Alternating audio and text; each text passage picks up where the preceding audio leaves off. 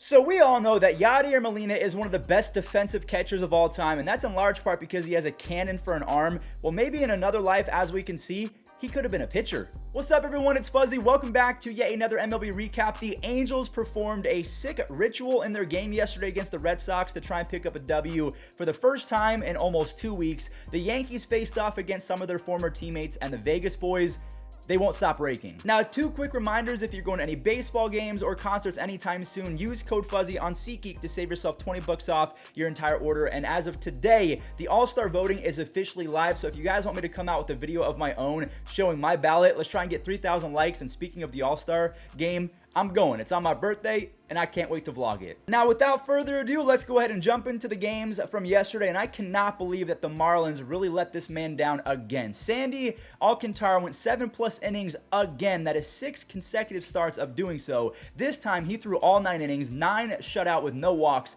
but the national staff that was led by Josiah Gray, they did their part as well. Now, luckily for Fish fans, Miami woke up the sticks later on in the game. Actually, it was in the 10th inning as Astudillo and Aguilar, they play hero ball. They send the Marlins to their 24th win of the season. By the way, Sandy Alcantara has a 1.68 ERA and an NL best 5.9 hits per 9, essentially meaning he doesn't allow base hits. Moving on over to another walk-off victory of Alex Wood facing off against Antonio Sensatella, and they only allowed 1 earned run each in their starts from yesterday. Antonio went 6 innings and Alex Wood went 7 innings of 1-run ball, so we're going to need extras in this one as well. And he botches it. Chuck Nasty in right field lets it get past him as the runner was slowing up. So that run was not going to score. So the game before that, Chuck Nasty wins it on a pinch hit 3-run home run. And then in the very next game, he loses it because he botched it. Now we have some breaking news. If you're a Blue Jays fan, listen up. They are calling up their top prospect, Gabriel Moreno. He's hitting .324 with 8 doubles and 3 stolen bases. So he is a fantastic all-around catcher. So I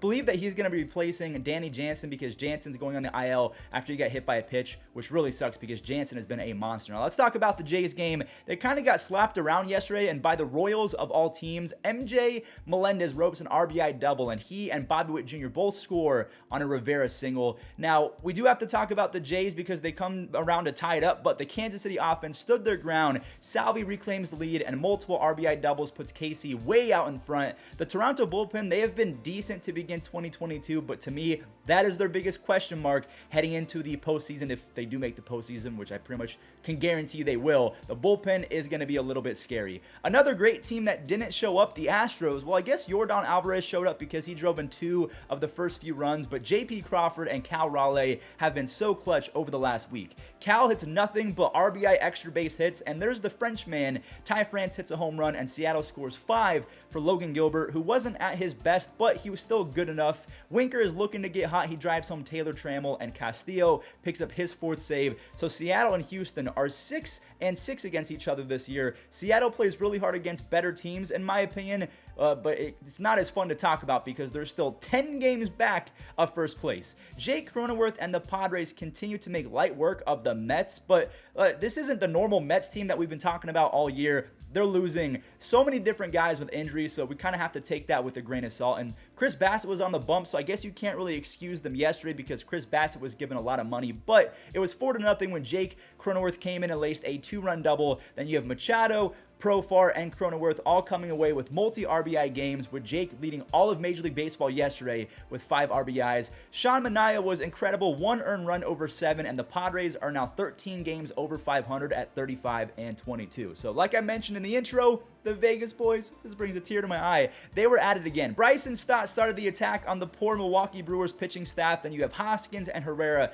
both leaving the yard as well. Kyle Schwarber smacked a few RBI doubles for Austin Nola, who had 6 strikeouts, no walks, and 8 shutout innings. He finally went 8 innings without imploding. I am so happy for him. And remember what I said, the Vegas boys, that is plural. Bryce Harper jolt to pitch for a 3-run no-doubter. He now has, I can't believe these stats are even real, 45 doubles, 34 home runs in his last 120 games. You're not really supposed to do that over 162. So, I mean, this guy has been an absolute monster since the second half of 2021. The Phillies have won 6 in a row, and they are gaining ground at the absolute most perfect time because the Mets, they're struggling right now because of injury. The Phillies, as well as the Braves, are taking advantage of that. The Braves are also playing the A's right now, so they beat them 13-2 yesterday in a spanking. Atlanta has now won 7 in a row. The bats were quiet at first for Ian Anderson, but a 2-run 3-bagger from Michael Harris II that completely shifts the game, and the Braves exploded for 12 runs. 12 runs over 3 frames. This Atlanta team is going to be a problem if Albies gets hot. Duvall is starting to hit home runs as well, so that's a 3-run bomb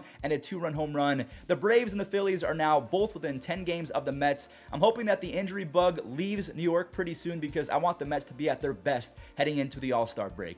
Now, we do have to talk about another NL team, the Diamondbacks, because they're a very weird team. They play really well, and then they stink it up. Well, yesterday, they played really well. Merrill Kelly gives up an early home run to, no he doesn't, NL Rookie of the Year favorite right now, Alek Thomas, shows he is more than just a bat, and the Snakes end their 4-game skid with a 6th start from Merrill Kelly. The offense belted 3 home runs between the 4th, the 5th, and the 6th innings. You have Christian Walker out of nowhere with 14 home runs, and Kelly delivers with his best start of the season. 1 hit over 6 shutout innings as the Diamondbacks run up the score to 7-0, and they come away with an easy victory. Now, another NL West team, let's talk about the Dodgers. Will Smith and Cody Bellinger, they both show why they are stars in this game. They played 3 runs on 2 different swings, and I'm going to say it right here on the channel. Tony Gonsolin is approaching star status, ladies and gentlemen. Another stellar performance. 1 earned run over 6 brings his season ERA to 1.58, and again, his career ERA now sits at 2.51 in just under 200 innings.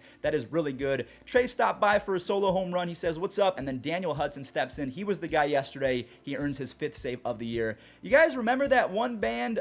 This one, look at that photograph or whatever it was called. I bring that up because the Angels, their ritual yesterday was to play a Nickelback song as their walk-up song. So every single hitter had a Nickelback song. Look at this photograph with Shohei's, and of course it backfired. Just kidding. I think that they had a few bangers back in the day. Fight me. Detmers threw up 0 after 0 for nearly 5 innings, and the pen only allowed 1 run all game. But the Angels couldn't score a single run. Evaldi carved them up for 5 strikeouts and 5 scoreless innings, and Strom finished them off for his 3rd save. So if the math is right, that is 14 straight losses, a franchise record for the Halos. They are 27-31. That is a yikes from me, dog. So if you're a Cardinals fan, you might want to look away because not only did you lose, but the guy you traded away, Randy Arozarena, versus his former team, yeah, he showed up yesterday. There's an RBI double, and the Rays offense ran it up to 5-0. And I guess some good news happened for St. Louis. Tyler O'Neill might be waking up in front of our very own eyes. 3 RBIs, so that's big time for his confidence, but this game was all Tampa Bay. Randy came away with 4 RBIs as the Rays dismantled his former squad. Brujan, Choi, and Ramirez all had multi-RBI days as well. Moving on over to the Yankees, a very rare spanking at the hands of the Twins, and they played against former teammates, but Gary didn't play in this one, but Urshela did. He started the scoring for Chris Archer, who has actually been pretty good this year. Of 1 earned run over 5 innings. I think he has a mid-3 ERA, and his offense wanted to make sure that this one wasn't even close. They popped off for 6 runs over the next 3 innings. Jeffers and Buxton both do damage, and they hit some taters, and Miranda, he has a 3 RBI day after this big-time double, and the Twins, they're 4 games ahead of Cleveland. Now, speaking of Cleveland, this Shane Bieber guy is not getting talked about enough because maybe it's the drop in velocity and spin rate, so people think that it's inevitable he's going to have a downfall, but he's not having that anytime soon. His offense picked him up as well as Andres. Please vote for Andres Jimenez. He has been the best second baseman in baseball this year. That's not even me being biased. The stats, I promise you guys, he is basically number 1 in everything at the second base spot. Then you have soon-to-be 4-time All-Star J-Ram. He teams up with Josh Naylor to make it 4-0, and it stays 4-0. Bieber strikes out 6 and 4. He would have gone more, but there was a rain delay. No sweat, though. The Cleveland bullpen held its own, and the Guardians are now a 500 ball club. I can't believe I'm saying that. And last but not least, another AL Central team. Alex Faedo did not get the loss. Thank goodness. He struck out 7 over 5 innings. He only allowed 3 base hits. Mitch Keller was pretty good as well. He held Detroit to 1 run over his start. Mickey has to come up clutch, and he does, driving home Harold Castro right before Daz Cameron ripped his 2nd RBI extra base hit of the night. Gregory Soto comes in for his 12th save, and the Tigers are playing 500 ball to begin June,